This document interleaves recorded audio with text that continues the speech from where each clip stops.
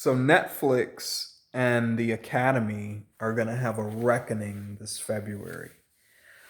I remember, I believe it was last year that Roma came out, and there was so much discussion about Roma, possibly getting Best Picture and just being uh, in the Academy conversation.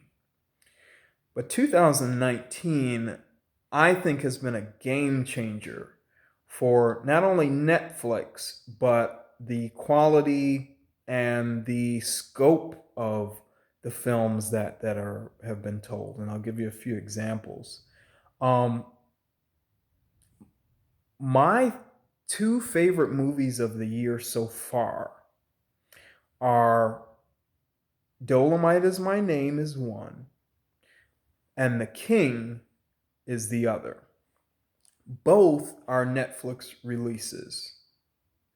The only film I'm looking forward to coming out for the remainder of the year is Martin Scorsese's The Irishman, that was funded by Netflix. So Netflix is basically daring the Academy at this point to undercut it, to not consider it, to underestimate it.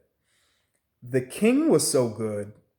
Um, it's the Academy will lose. Let me tell you, The King was such a brilliant film that the Academy will lose consideration if it is not one of the contenders for Film of the Year and Timothy Chalamet actor.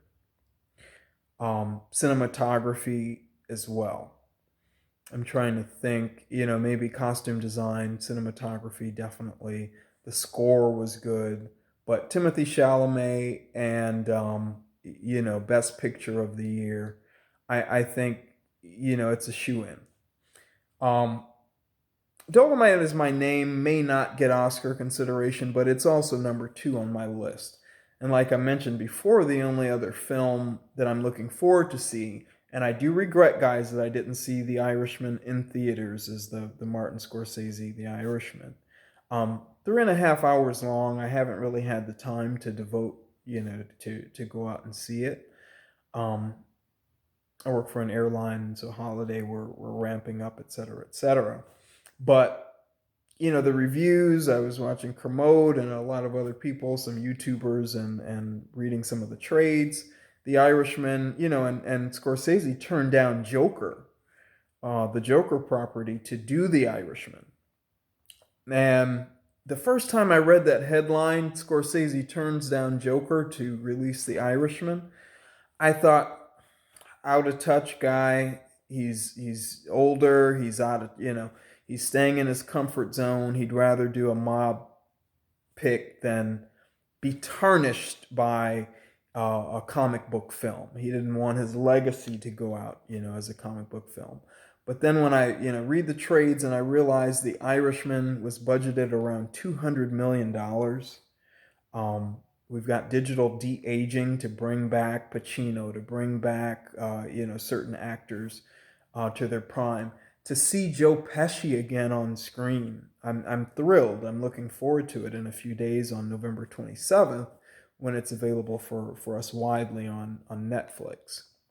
But getting back to the discussion at hand, I think the Academy, and especially older members, it's going to be a new day, a new dawn.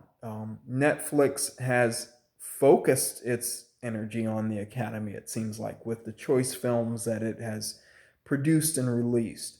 I think The King was its key in, and The Irishman is going to take it home. I haven't yet seen it, so I'm going to do a review in a few days of The Irishman. But this is going to be an interesting year for the Academy. It's going to be a huge discussion point for Netflix that needs a few wins, especially with Disney Plus being released.